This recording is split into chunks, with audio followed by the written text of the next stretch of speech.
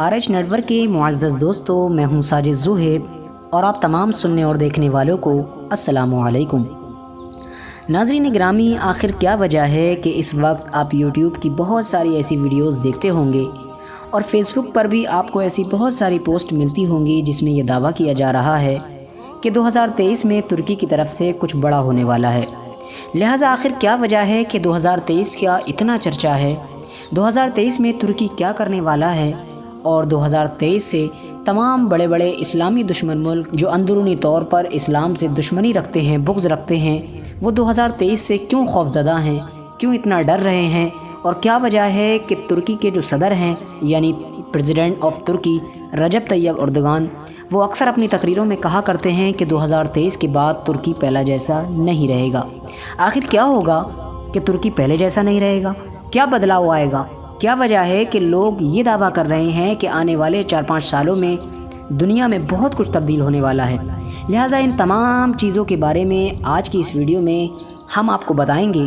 Video شروع کرنے سے پہلے آپ سے بس میری ایک چھوٹی سی گزارش ہے کہ اگر آپ ہمارے چینل پر نئے آئے ہیں تو چینل کو سبسکرائب کرتے ہوئے پاس ہی میں بیل آئیکن کو بھی ضرور دبا دیں تاکہ اسی طرح کی نالجبل ویڈیوز کا یہ سلسلہ جاری رکھا جا سکے۔ ناظرین گرامی، ہماری حوصلہ افزائی کے لیے ہماری ویڈیو کو بھی ہمیشہ ضرور لائک کیا کیجیے۔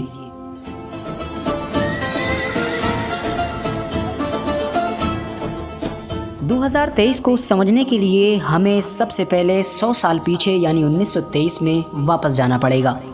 ناظرین گرامی، یہ کہانی شروع ہوتی ہے 1914 سے، جب فرسٹ ورلڈ وار یعنی پہلے جنگ عظیم شروع ہوئی تھی۔ جب فرسٹ ورلڈ وار کا خاتمہ ہوا تو اس وقت تک کروڑوں لوگ اپنی جان گنوا چکے تھے۔ لہٰذا اس کا خاتمہ ہونے کے ساتھ ساتھ اسلامی دشمن ملکوں کو ایسا موقع بھی میسر ہوا کہ ان لوگوں نے مسلمانوں کی سب سے بڑی ریاست اور سب سے لمبے وقت تک چلنے والی ریاست، جس کو ہم خلافت عثمانیہ یعنی سلطنت عثمانیہ کے نام سے جانتے ہیں، اس کو ختم کر دیا۔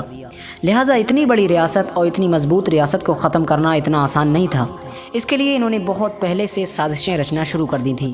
خلافت عثمانیہ کے اندر اپنے ہی غدار اور اپنے جاسوسوں کو بٹھا رکھا تھا۔ ارطغرل غازی سیریل دیکھنے والے اچھی طرح یہ بات جان چکے ہوں گے کہ پہلے کے دور کا ماحول کیا ہوتا تھا۔ جب پہلے ہماری سلطنتیں ہوتی تھیں تو اس کو ختم کرنے کے لیے اور اس کو کمزور کرنے کے لیے ہمارے جتنے بھی دشمن ہوا کرتے تھے وہ ہم سے جنگ کے لیے سامنے نہیں آیا کرتے تھے، کیونکہ ان کو پتہ تھا کہ مسلمان کو ہرانا اتنا آسان نہیں۔ لہٰذا ہمیشہ سے ہی وہ لوگ وہی کام کرتے تھے جو ارطغرل غازی میں دکھایا گیا ہے، یعنی اندرونی طور پر غداروں کو خرید لیا کرتے تھے یا پھر اپنے خود کے آدمیوں کو جاسوس بنا کر ان میں بھیج کر ان کو کمزور کر دیا کرتے تھے۔ یہی ہوا 1923 میں۔ 1923 میں ترکی کے ہی لوگوں نے غداریاں کی اور ان کے جو نام نہاد جاسوس بھرے ہوئے تھے عیسائی اور یہودیوں لوگوں کے، ان لوگوں نے بھی اپنی چال بازی جاری رکھی، جس کی وجہ سے 1923 میں خلافت عثمانیہ کمزور ہوئی اور نتیجتاً ان لوگوں کو وہ موقع مل ہی گیا جس کا ان کو برسوں سے انتظار تھا۔ لہٰذا ان لوگوں نے ترکی کے کمزور ہونے پر اس کے سامنے یہ شرط رکھ دی کہ اگر ترکی اپنی سلامتی چاہتا ہے تو ہم جو کہتے ہیں اسے ماننے کے لیے تیار ہو جائے۔ لہٰذا ترکی کے پاس بھی سوائے سر جھکانے کے علاوہ کوئی چارہ نہیں تھا۔ لہٰذا ان تمام باتوں کے نتیجے میں ایک معاہدہ ہوا۔ اس معاہدے کو لوزان کے نام سے بھی جانا جاتا ہے۔ اس معاہدے میں وہ شرطیں رکھی گئیں جن شرطوں نے ترکی کو پوری طریقے سے کمزور کر دیا اور آنے والے سینکڑوں سالوں تک کے لیے تباہ کر دیا۔ لہٰذا اگر ہم دوسرے لفظوں میں کہیں تو اسلامی تمام دشمن ملکوں نے ترکی کو اس معاہدے کے ذریعے سے، ان تمام شرطوں کے ذریعے سے پورے 100 سالوں کے لیے ایک کونے میں باندھ کر پھینک دیا۔ لہٰذا اب ترکی جو پہلے طاقتور ہوا کرتا تھا اب ایسا ملک بن چکا تھا جو کچھ بھی نہیں کر سکتا تھا سوائے لاچاری کے۔ اس معاہدے میں جو شرطیں رکھی گئی تھیں ان میں سے کچھ کا ہم آپ کے سامنے ذکر کرتے ہیں۔ اس شرطوں میں سب سے پہلی شرط یہ تھی کہ جو خلافت تھی یعنی خلافت عثمانیہ، اس کو ختم کر دیا گیا۔ اس کی جگہ پر ترکی کو ایک سیکولر ترکی قرار دے دیا گیا، یعنی وہ ایک سیکولر دیش بن کر رہ گیا۔ جتنے بھی خلافت عثمانیہ میں تمام دیش آیا کرتے تھے، جیسا کہ سعودی عرب، لبنان اور اسی طرح کا مصر، آس پاس کی جتنی کنٹریز تھیں، سب کو آزاد کر دیا گیا، سب نے اپنا اپنا ملک الگ بسا لیا۔ لہٰذا اس کی وجہ سے ترکی کی خلافت عثمانیہ پوری طرح سے ختم ہو گئی۔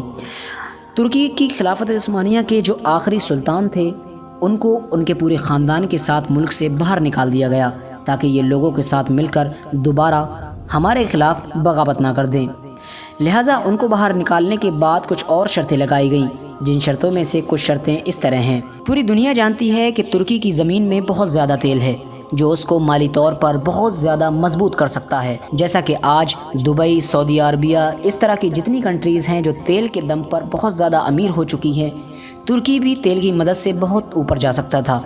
लिहाजा उन शर्तों में से एक शर्त ये भी लगाई गई कि तुर्की अपनी ही ज़मीन से 100 सालों तक तेल नहीं निकाल सकता है। और उन्हीं शराइत में से एक शर्त ये भी थी कि तुर्की की जो बंदरगाह है जो यूरोप और एशिया दोनों को आपस में मिलाती है, जिसमें से बिजनेस के तौर पर बहुत से जहाज़ गुजर कर जाते हैं, लिहाजा उसको तुर्की के अपने हक़ से ही बाहर कर दिया गया। यानी ये कानून लगा दिया गया कि ये पूरी दुनिया की मिल्कियत है। अब तुर्की 100 सालों तक इस बंदरगाह से गुजरने वाले जहाज़ों से कोई भी टैक्स वसूल नहीं कर पाएगा। लिहाजा इस तरह के बहुत से बुरे शराइत जो तुर्की के ख़िलाफ़ लगाए गए थे और जिसके ज़रिए से तुर्की को कमज़ोर करने की कोशिश की गई थी, वो अब 2023 में कंप्लीट होने जा रहे हैं। यानी 2023 एक ऐसा साल है कि जिसके आने के साथ साथ तुर्की अपने ही देश से तेल भी निकाल सकता है, उसके अलावा तुर्की खिलाफत की मांग भी कर सकता है, उसके अलावा तुर्की की अपनी बंदरगाह है जिससे वो बहुत सारा टैक्स वसूल करके अपने जीडीपी और अपनी इकॉनमी को बहुत ऊपर ले जा सकता है। लिहाजा 2023 में क्या मोड़ आने वाला है, इसका अंदाज़ा सिर्फ हम इस बात से लगा सकते हैं कि तुर्की के जो सदर हैं रजब तैयब अर्दोगान, वो अपनी तकरीरों में अक्सर कहते रहते हैं कि 2023 के बाद तुर्की पहले जैसा तुर्की नहीं रहेगा, बल्कि तुर्की ऐसा तुर्की बनेगा जो अपनी तारीख़ में पहले कभी हुआ करता था। लिहाजा हम सभी जानते हैं कि खिलाफत उस्मानिया की तारीख़ क्या है। खिलाफत उस्मानिया अर्तुग़रुल गाज़ी के दौर से जो निकल कर आई थी वो तुर्की सल्तनत ही थी। तुर्की से छोटे से लोगों ने, एक कबीले में बसने वाले लोगों ने इस सल्तनत की बुनियाद रखी थी और पूरी दुनिया में इस्लाम का परचम लहराया था। ये इस्लाम की सबसे बड़ी सल्तनत थी। लिहाजा सबसे बड़ी और सबसे अहम बात ये है कि यूरोपियन कंट्रीज़ या फिर अमेरिका जैसे जितने भी इस्लामी दुश्मन मुल्क हैं, उन लोगों को कोई भी इतनी बड़ी टेंशन नहीं होती अगर रजब तैयब अर्दोगान तुर्की के सदर नहीं होते। लेकिन दिक्कत की बात यह है कि 2023 आने के साथ साथ सबसे बड़ी मुश्किल ये है कि अब तुर्की के सदर रजब तैयब अर्दोगान हैं, जो कि एक इस्लामी कट्टर सोच रखते हैं और जिनका नज़रिया ये है कि इस्लाम नहीं तो कुछ नहीं।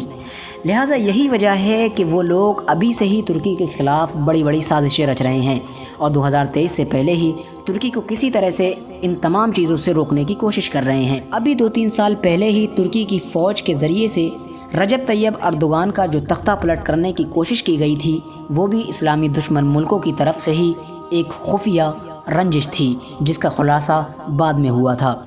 लिहाजा ये कहना बिल्कुल मुमकिन नहीं है कि 2023 के बाद क्या होगा या क्या नहीं होगा, लेकिन इतना ज़रूर कह सकते हैं कि यकीनन 2023 के बाद तुर्की पहले जैसा तुर्की बिल्कुल नहीं रहेगा। यकीनन बहुत कुछ बदलाव आएंगे। आज के लिए बस इतना ही। वीडियो पसंद आने पर अपने दोस्तों, अहबाब और रिश्तेदारों के साथ ज़रूर शेयर करें। अस्सलामु अलैकुम वरहमतुल्लाहि वबरकातुहू। अल्लाह हाफ़िज़।